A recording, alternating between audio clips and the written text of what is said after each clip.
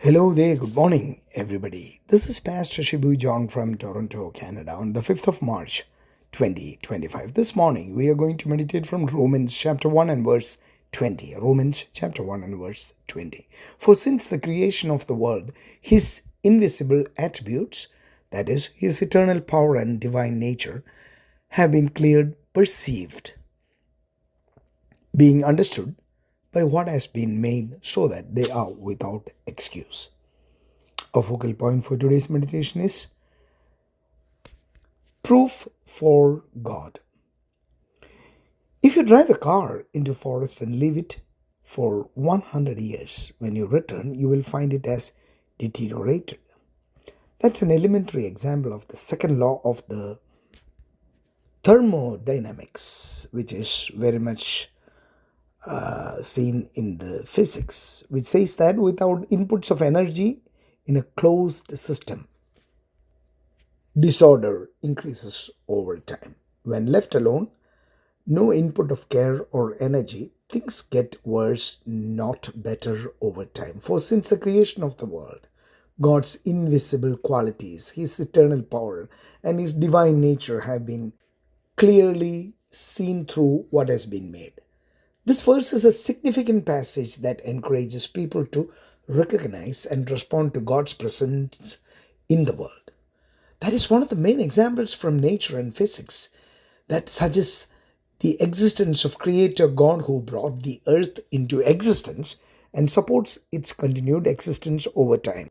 Apostle Paul wrote in his letter to the Roman church, Romans chapter 1, verses 19 and 20, that God and his attributes are clearly seen, being understood by the things that are made. And the psalmist King David wrote eloquently about the heavens, declaring the glory of God. We read that in Psalms 19, verses 1 to 6. So, if God is clearly evident, why do all not acknowledge and believe in him? Because of pride and unwillingness to submit to the clearly seen God of creation. We read that in Romans chapter 1, verses 21 till 32. Apostle Paul uses this verse to emphasize that God's revelation through creation is clear and universal, and he also encourages us to look at the world around them and recognize God's power and his divine nature. And he believes that people should understand that God created the world and that he should answer to him. And you know what? This verse challenges every people to worship, evangelize, and reflect on their relationship with God. That's very important. And it also reminds us that they have no excuse for, or we have no excuse for unbelief.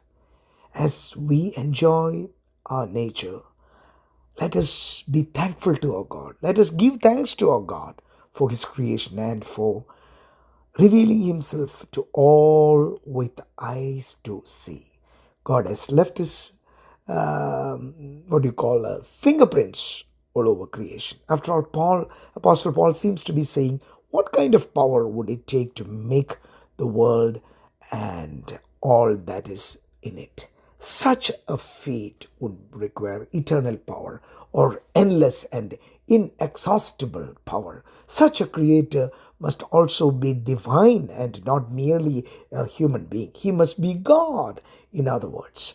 Human beings should look at creation and decide there must be a God who made it, a God we must answer to on some level.